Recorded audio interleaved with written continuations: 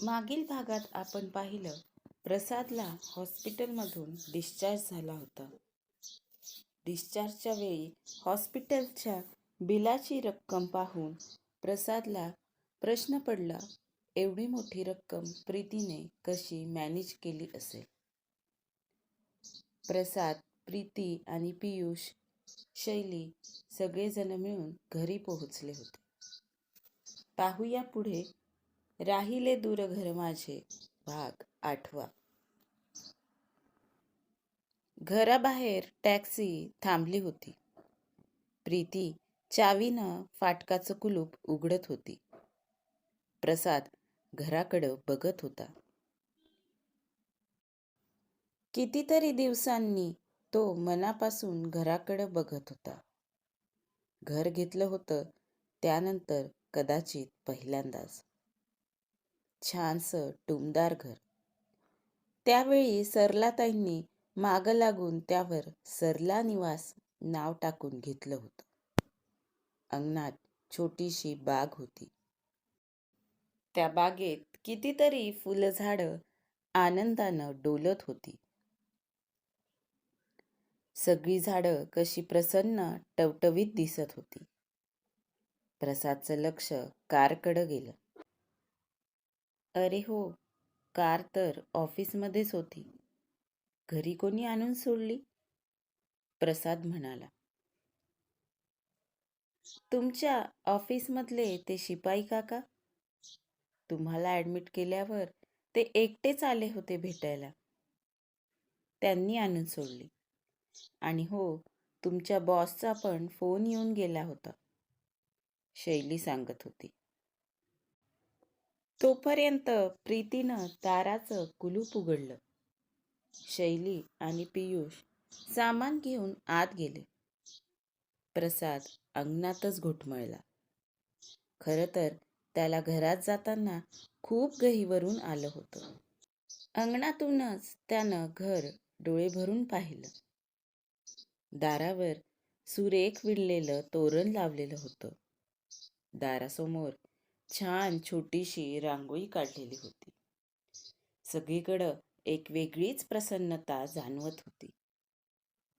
एवढी वर्ष घरात राहूनही घरापासून दूरच होतो मी. या 8 दिवसात खरंच सगळा दुरावा भरून निघेल का? स्वतःशीच पुटपुटत, डोळ्यातलं पाणी टिपत तो घरात गेला. प्रसाद आगंतुकासारखा सोफ्यावर जाऊन बसला.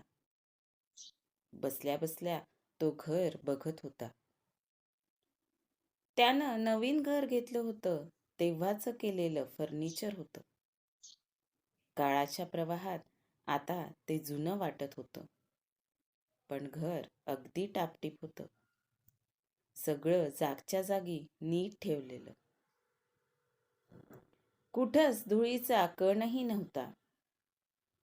प्रीती स्वयंपाकघरात चहा करत होती. मुलंही आतल्या रूममध्ये अभ्यास करायला बसली होती. तेवढ्यात दारावरची बेल वाजली. प्रसाद दार उघडायला जाणार तितक्यात प्रीती दार उघडायला गेली. अरे साठेताई, या आत या. बसा हा, तुमची ऑर्डर तयार आहे.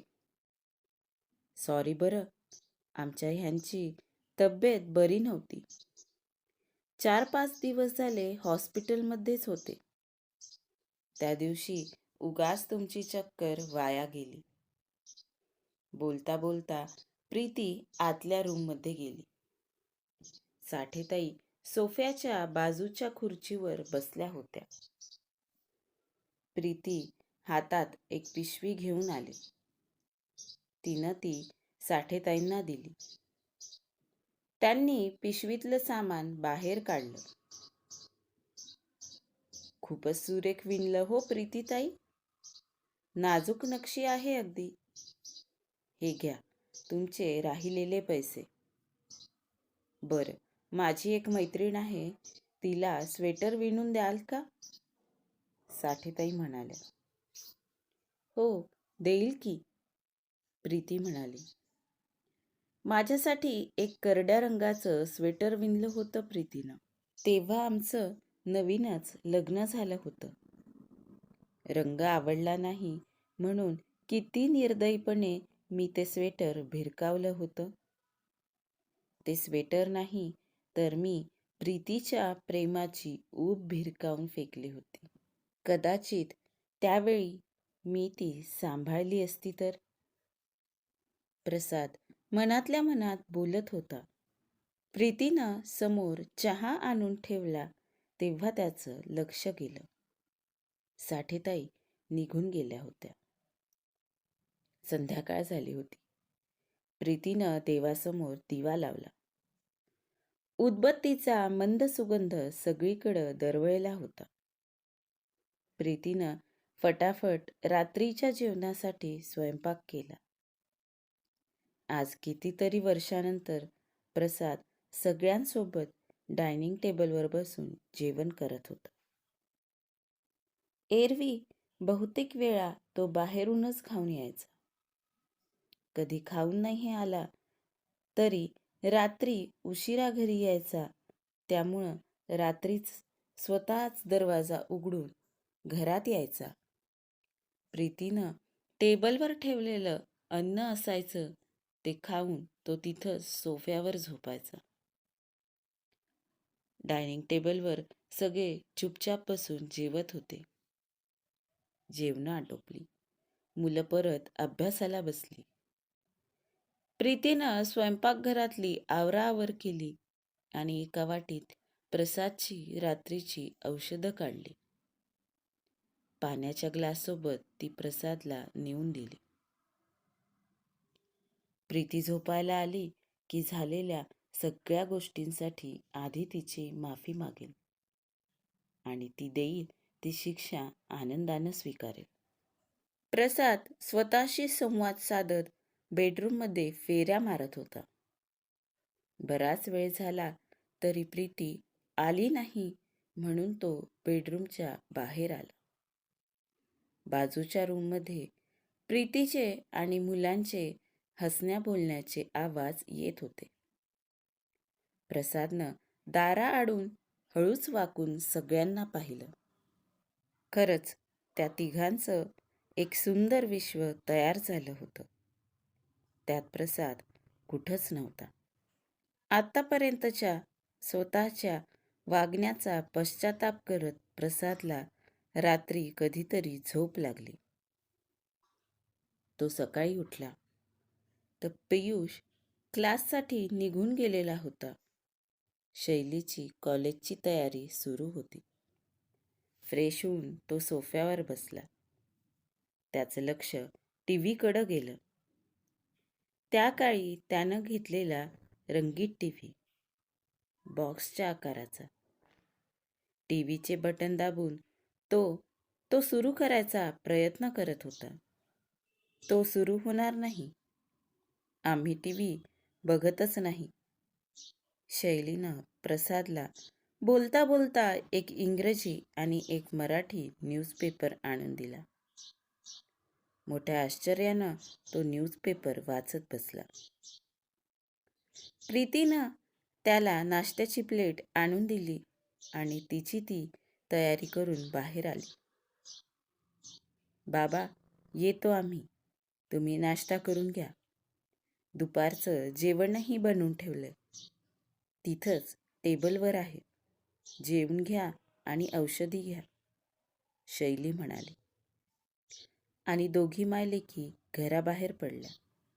कुठं गेली असेल प्रीती? काल तिनं स्वेटरची ऑर्डर घेतली.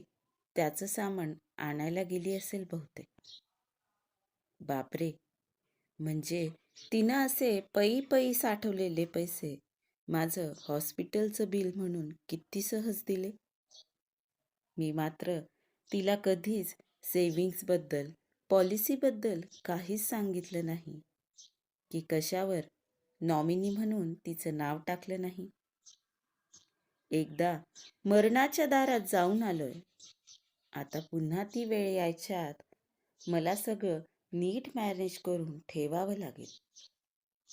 प्रसाद विचार करत होता. दुपारचं जेवण करून त्यानं औषध घेतलं आणि पेपर वाचत सोफ्यावर पडला होता. थोड्या वेळात त्याचा डोळा लागला. दारावरची बेल वाजल्यानं त्याला जाग आली. संध्याकाळ झाली. प्रीती घरी आली होती. तिच्या हातात सामानाच्या पिशव्या होत्या. पिशव्या आतमध्ये ठेवून ती फ्रेश व्हायला गेली. प्रसादनं हळूच त्या पिशवीत काय आणलं ते पाहिलं. त्यात वेगवेगळ्या रंगांची लोकर, क्रोशाचे धागे असं विणकामाचं सामान होतं. आपला अंदाज खरा ठरला याचा प्रसादला समाधान वाटलं. थोड्याच वेळात शैली आणि पियुषही घरी आले. घरात फक्त शैलीच प्रसाद सोबत बोलत होती, तेही अगदी कामापुरतं. 2-3 दिवस असेच निघून गेले. प्रीती प्रसाद सोबत एक शब्दही बोलत नव्हती. सकाळी 11च्या सुमारास ती तयार होऊन बाहेर जायची. दुपारी 1:30-2 वाजता परत यायची. घरी आल्यानंतर काहीतरी वाचत बसायची किंवा विणकाम करायची. पुन्हा 4 वाजता बाहेर जायची आणि 6:30-7च्या दरम्यान परत यायची. रोज रोज बाहेर काय काम असेल? काम असलं तर कोणी पण एकदाच बाहेर जाऊन सगळी कामं करून येईल ना. असं सकाळ दुपार कशाला बाहेर जाईल? मी प्रीतीला कोणत्याच प्रकारचं सुख कधीच दिलं नाही. कदाचित तिचं बाहेर कुणासोबत तरी काहीतरी. तेच तर, विणकाम करून असे कितीसे पैसे गोळा होणार ना. घर खर्च निघण्या इतके होत असतील. मग प्रीतीजवळ पैसा आला कुठून? प्रीती कोणत्या चुकीच्या तर मार्गी लागली नाही ना. स्वतःच्याच विचारात प्रसादचं डोकं भणभणायला लागलं होतं. प्रीतीला जाब विचारावा असं त्याला सारखं वाटत होतं. पण कोणत्या हक्कानं तिच्यासोबत या विषयावर बोलावं त्याला तेच कळत नव्हतं. घरात पैसा देण्यापलीकडं आपण दुसरं काहीच केलं नाही. तिच्या पण काही गरजा असतीलच ना. तिलाही कधी आधाराची गरज वाटलीच असेल. जेव्हा तिला गरज होती तेव्हा मात्र मी कधीच तिच्यासाठी नव्हतो. आता कोणत्या तोंडानं तिला जाब विचारणार? शंकेचा किडा प्रसादच्या डोक्यात वळवळत होता. काय होईल पुढं? प्रीती रोज रोज कुठं जात होती? खरंच प्रसादची शंका खरी ठरेल का? प्रीतीनं कोणता चुकीचा तर रस्ता पकडला नसेल ना. पाहूया पुढच्या भागात. आजचा भाग कसा वाटला कमेंट करून नक्की सांगा. धन्यवाद.